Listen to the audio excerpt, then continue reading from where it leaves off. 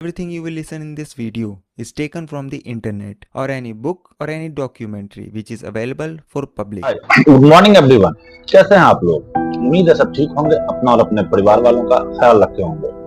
दोस्तों, वक्त है एक नई कहानी की और आज की कहानी की शुरुआत रशिया और यूक्रेन की जंग में ईरान के ड्रोन रशिया की तरफ से ऑलरेडी एक अहम किरदार अदा कर चुके हैं और अब यह जंग और भी ज्यादा खतरनाक मोड़ पर पहुंच चुकी है। सितंबर 2024 के शुरुआती दिनों में आने वाली इस रिपोर्ट्स में यह बात क्लियर कर दी गई है कि शायद ईरान अपनी खुफिया तौर पर रशिया को अपनी मशहूर मिड रेंज की बैलिस्टिक मिसाइल भेज चुका है, जिसका मुमकिन है कि रशिया की तरफ से बहुत जल्द ही इस्तेमाल भी इसका किया जाए। जितने भी लोग दुनिया भर की वेपन इंडस्ट्रीज और स्पेशली ईरान के मिसाइल प्रोग्राम की ताकत की समझ रखते हैं, उनको यह बात अच्छे तरीके से पता है कि यह कोई छोटी मोटी बात नहीं है। यह एक बहुत बड़ा ही डेवलपमेंट है जो इस जंग के पूरे नक्शे को ही बदल सकता है, क्योंकि ईरान आज पूरी दुनिया में मिसाइल टेक्नोलॉजी में किस जगह पर खड़ा हुआ है, यह बात खुद वेस्टर्न वर्ल्ड भी अच्छी तरीके से जानता है।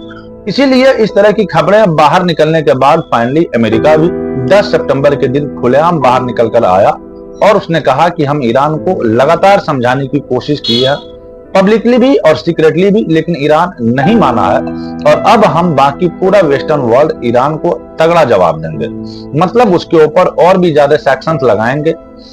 फर्दर नोटिसिंग बात यह है कि जिस वक्त मैं ये वीडियो रिकॉर्ड कर रहा हूं, उस वक्त ऑलरेडी यूक्रेन, फ्रांस और जर्मनी जैसे देशों ने ईरान के ऊपर सैंक्शंस लगाने शुरू भी कर दिए हैं। मगर अब सवाल यह है कि आज का यह नया ईरान की, जिसको इस्लामिक रिपब्लिक ऑफ ईरान के नाम से जाना जाता है और जो वजूद में है 1979 मतलब 1979 में आया था, और वजूद में आते ही उसके ऊपर अमेरिका और बाकी वेस्टर्न देशों ने सेक्शंस यानी कि प्रतिबंधों की भरमार लगा दी थी।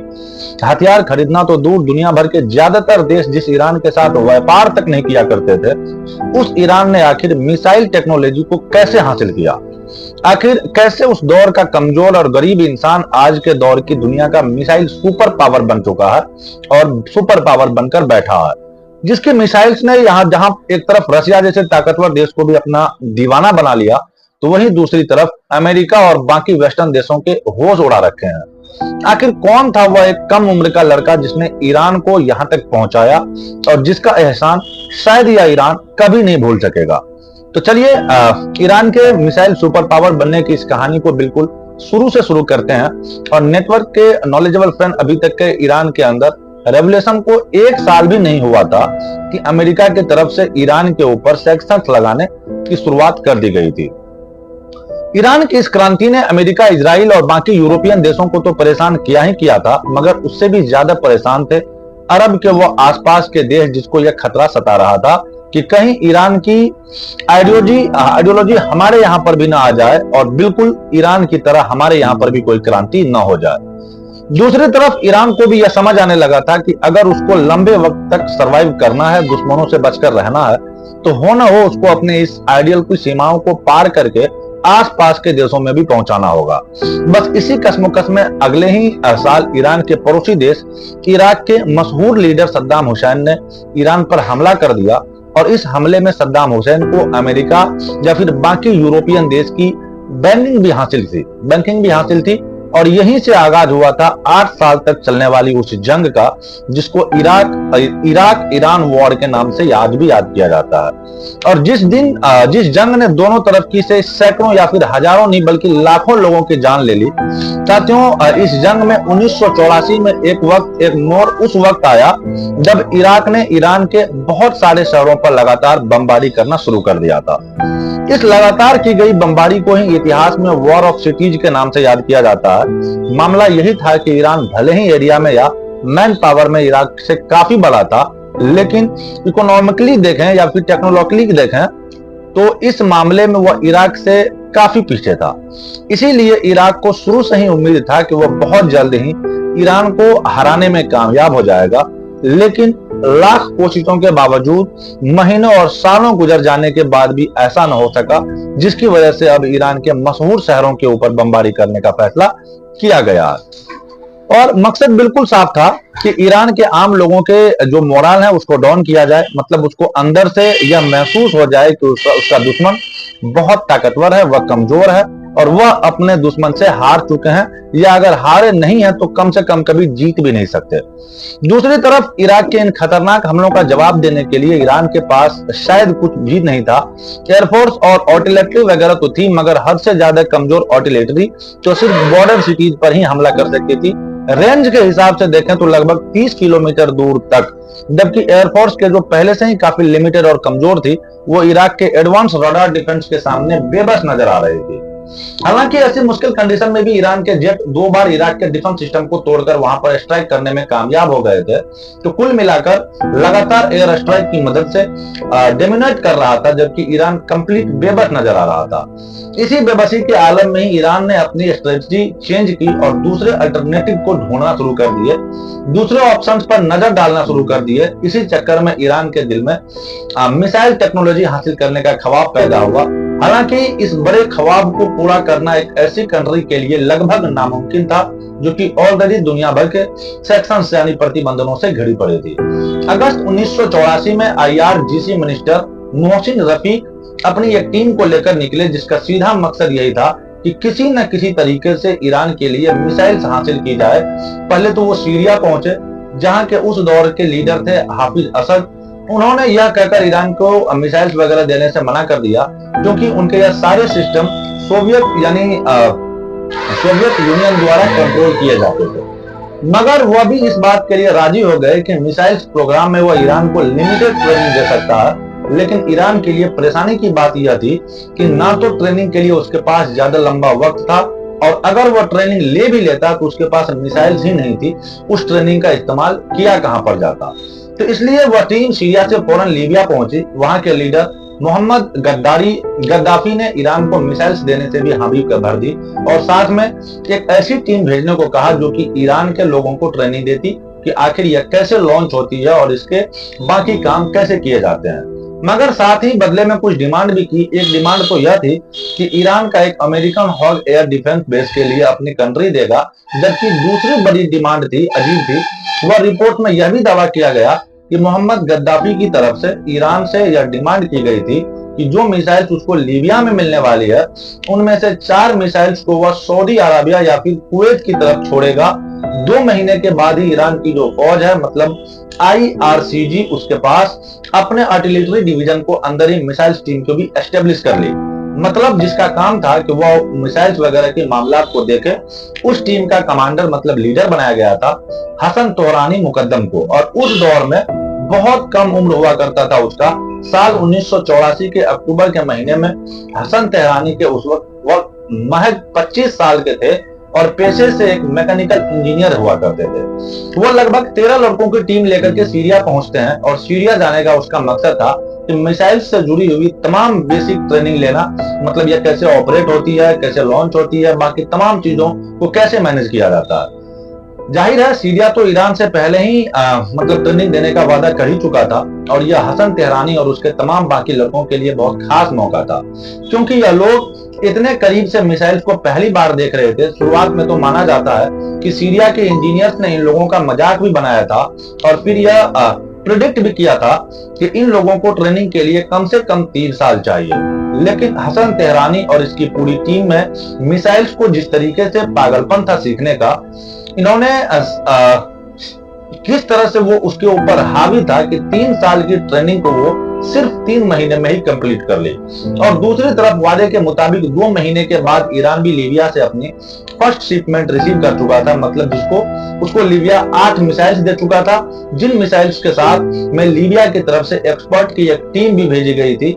मगर तभी अचानक से न जाने क्या हुआ कि लीबिया में आने वाली वह एक्सपर्ट्स की टीम की जिसकी जिम्मेदारी थी कि वह ईरान के लोगों को बताएगी कि कैसे मैनेज करना है, कैसे लॉन्च करना है, उसने ईरान छोड़ने का फैसला ले लिया और ईरान को बताया कि ऐसा करने का ऑर्डर हमारे लीडर मोहम्मद गद्दाफी की तरफ से दिया गया है, और उसका कहना है कि ईरान की मदद करना बंद करो, फौरन अपने देश लीबिया वापस आ जाओ। और इसके बाद ईरान के बाद फिर से अपने आप को बेबस पा रहा था, अपने आप खुद को लग रहा था कि कमजोर हो गया है। मगर तभी अचानक से हसन तेहरानी की, जो ईरान के मिसाइल्स प्रोग्राम के लीडर थे, उनके दिमाग में एक खुरापाती आइडिया आया, या कह सकते हैं कि उनको एक अपॉर्चुनिटी दिखी कि, और वो अपॉर्चुनिटी यह थी कि मिसाइल्स की डीप अंडरस्टैंडिंग की जाए। और उन्होंने सबसे पहले तो IRCG से मिनिस्टर यानी कि मोहसिन रफीक से बात की, उनसे इजाजत ली, उनसे परमिशन ली कि जो मिसाइल्स ईरान को लीबिया से मिली है उनमें से एक मिसाइल्स उनको दी जाए, ताकि वो गहराई से पहले उसको हर चीज को समझे, हर चीज को देखे और फिर अपने तरीके से उसका रिवर्स इंजीनियरिंग कर सके। हसन तेहरानी और उनकी टीम ने अपने इस मिशन के लिए पूरी जान लगा दी। दूसरी तरफ ईरानी गवर्नमेंट की तरफ से भी इन लोगों को फुल हैंड दिया गया था। मार्च 1985 में आखिर ईरान के लिए वह ऐतिहासिक लम्हा आ ही गया जब ईरान का यह टीम अपनी फर्स्ट मिसाइल लॉन्च करने के लिए तैयार करी थी। ईरान ने अपनी इस पहली स्क्राइब मिसाइल के जरिए से उनकी एक ऑयल इंडस्ट्री पर हमला किया, जो कि उसके किरकुक के इलाके के पास मौजूद थी। इस मिसाइल लॉन्च को पूरे ईरान ने खूब सेलिब्रेट किया, खूब मनाया, खूब धमाल किया। और जाहिर है कि इस चीज ने अब ईरान के लोगों के अंदर से जोश को भर दिया। दोस्तों, 1988 में जब इराक और ईरान की वॉर खत्म हुई तो ईरान के पास बाहरी ताकतों से मिली हुई कुछ मिसाइल्स मौजूद थी, लेकिन हसन तेहरानी को यह पता था कि फ्यूचर में ईरान के ऊपर आने वाली किसी भी खतरे को निपटने के लिए यह सब कुछ काफी नहीं है, बहुत ही कम मात्रा में है। इसीलिए अब उन्होंने ईराक के लॉन्ग रेंज मिसाइल प्रोग्राम को शुरू कर दिया, जिसके तहत उनका मेन मोटिव यही था कि ईरान ऐसी लॉन्ग रेंज की अलग अलग तरह की मिसाइल्स बनाएंगी जो फ्यूचर में ईरान के ऊपर किसी भी तरफ से आने वाली किसी भी खतरे को अच्छी तरीके से टैकल कर सके, उनको मैनेज कर सके। हसन तेहरानी की तरफ से शुरुआती दौर में ही दो बड़े टारगेट सेट किए गए थे। पहला तो यह था कि इतनी ज्यादा रेंज की मिसाइल बनाई जाए जो कि हजारों किलोमीटर से ज्यादा वॉर कर सके, मतलब दूसरे शब्दों में कहूं तो ईरान के सबसे बड़े दुश्मन इजराइल तक पहुंच सके। जबकि दूसरा टारगेट यह था कि इतना प्रेसाइज हो कि अमेरिका के आसपास के देशों में जितने भी एसेट्स हैं, वक्त पड़ने पर उनको भी टारगेट किया जा सके। बस फिर क्या था, ईरान वॉर से तो निपट ही चुका था, इसीलिए बड़ी तेजी के साथ मिसाइल प्रोग्राम पर काम करना शुरू कर दिया। और हर गुजरते वक्त के साथ मिसाइल टेक्नोलॉजी में ईरान के ऊपर से होता चला गया, और हर कुछ महीने के बाद या कुछ सालों के बाद कुछ न कुछ मिसाइल टेस्ट होने की खबरें भी आने लगी ईरान से। और जैसे जैसे ईरान का यह प्रोग्राम मिसाइल्स मूवमेंट को पकड़ता चला गया, वैसे वैसे अब अमेरिका ने ईरान के ऊपर और भी ज्यादा सैंक्शन लगाने शुरू कर दिए। बेशुमार सैंक्शन के बावजूद और अमेरिका और वेस्टर्न वर्ल्ड के इन्हीं सैंक्शन की वजह से लगभग आधी से भी ज्यादा दुनिया से कट जाने के बावजूद ईरान रुका नहीं। 1998 आते आते आखिरकार लंबे इंतजार के बाद ईरान मिसाइल टेक्नोलॉजी में इतना आगे पहुंच चुका था कि वह ऐसी मिसाइल टेस्ट करने के लिए तैयार खड़ा था जिसका नाम है साहब 3 और जिसकी रेंज थी लगभग 1300 किलोमीटर। तो जाहिर सी बात है कि ईरान के सबसे बड़े दुश्मन इजराइल तक आसानी के साथ पहुंच सकती थी। इस मिसाइल के परीक्षण ने तो अमेरिका के चेहरे को परेशानी की वजह थी, या कह सकते हैं कि गुस्से की वजह से लाल कर डाला था, और उसने अब और भी ज्यादा कठोर तरीके से ईरान के ऊपर से अलग अलग तरीके के सैंक्शन लगाने शुरू कर दिए। फिर जब साल 2008 में ईरान ने अपनी medium range ballistic missile section की परीक्षण किया, जिसकी ऑपरेशनल रेंज लगभग 2000 किलोमीटर से भी ज्यादा बताई जाती है, हद से ज्यादा रेंज का गोल अचीव कर लेने के बाद अब हसन तेहरानी के सामने एक बड़ा चैलेंज था कि CEPC करना, मतलब सिंपल भाषा में कहूं तो मिसाइल की एक्यूरेसी को बढ़ाना। माना जाता है कि ईरान के सुप्रीम लीडर अली खान की तरफ से पर्सनली हसन तेहरानी को इस बात के लिए ऑर्डर दिए गए थे। उनका कहना था कि हमारी मिसाइल्स को एक्यूरेसी को इतना ज्यादा बढ़ाया जाए ताकि जब भी फ्यूचर में इन मिसाइल्स पर कहीं पर भी हमला किया जाए तो आम लोगों की जान कम से कम जाए। फिलहाल आज का स्टेट तो यही है कि ईरान के पास अलग अलग रेंज की बेशुमार मिसाइल्स पाई जाती है, इतनी कि शायद उनको यहाँ पर एक्सप्लेन करने पर वीडियो बहुत ज्यादा लंबी हो जाएगी। इवन अब तो ईरान उस हाइपरसोनिक मिसाइल को भी हासिल कर चुका है, जो कि पूरी दुनिया के अंदर सिर्फ 3 से 4 देशों के पास ही फिलहाल में मौजूद है। और हैरानी की बात तो यह भी है कि कुछ रिपोर्ट्स यह भी दावा करती है तो उस मिसाइल्स के सामने मामले में ईरान शायद अमेरिका से भी आगे है, क्योंकि इस टेक्नोलॉजी में सबसे ऊपर तो चाइना को माना जाता है, दूसरे नंबर पर रशिया को, जबकि तीसरे नंबर पर अमेरिका को ही रखा जाता था। लेकिन 2023 में जब से ईरान अपनी इस मिसाइल का परीक्षण दुनिया के सामने रिवील किया, तब से कुछ लोगों का कहना है कि तीसरे नंबर पे अब ईरान का नाम है और ईरान के बाद अमेरिका का नाम है। तो उस अमेरिका का परेशानी का जो सबब है वो यही है। आई होप वीडियो आपको समझ में आ गई होगी। वीडियो अगर पसंद आया हो तो वीडियो को लाइक जरूर कीजिएगा और चैनल पे अगर नए हैं तो जाते जाते चैनल को सब्सक्राइब कर बेल आइकन जरूर से प्रेस कर दीजिएगा। जल्दी मिलते हैं किसी और कहानी में किसी नए फैक्ट के साथ। तब तक के लिए अलविदा लेना चाहते हैं। जय हिंद, जय भारत।